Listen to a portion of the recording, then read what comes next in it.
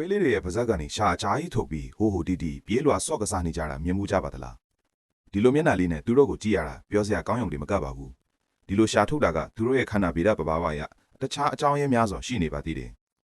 ပထမဆုံးအချက်ကတော့ခွေးလေးတွေမှာလူတွေနဲ့မတူပဲချွေးကလန့်ကရှာပေါ်မှာရှိနေပါတယ်ဒါကြောင့်ပူတဲ့အခါပင်မတဲ့အခါတွေမှာခန္ဓာကိုယ်အပူချိန်ကျစေဖို့အကောင်းဆုံးနည်းလမ်းကရှာကနေအငွေ့ပြန်သွားအောင်လုပ်တဲ့နည်းလမ်းပါ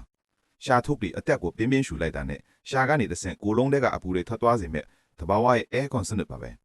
ဒုတိယအချက်ကတော့စိတ်ခံစားချက်နဲ့ဆိုင်ပါတယ်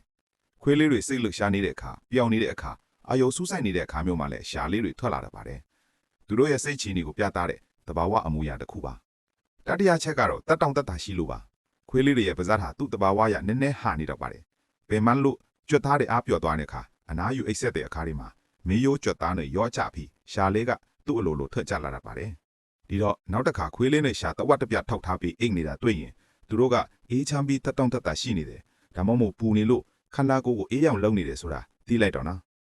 ဒီလောက်ဆိုခွေးလေးတွေရဲ့ချစ်စရာရှာထုတ်တတ်တဲ့အလေးချင်းကိုနားလည်သွားမယ်ထင်ပါတယ်သူတို့လေးတွေရဲ့ချစ်စရာအပြုမှုတွေကလေးလာစရာတွေနဲ့ပြည့်နေတယ်မလားနောက်တစ်ခါရုပ်ဘလို့အကြောင်းအရာတွေတင်စီခြင်းလဲဆိုတာ comment မှာရေးသွားခဲ့ပါဦး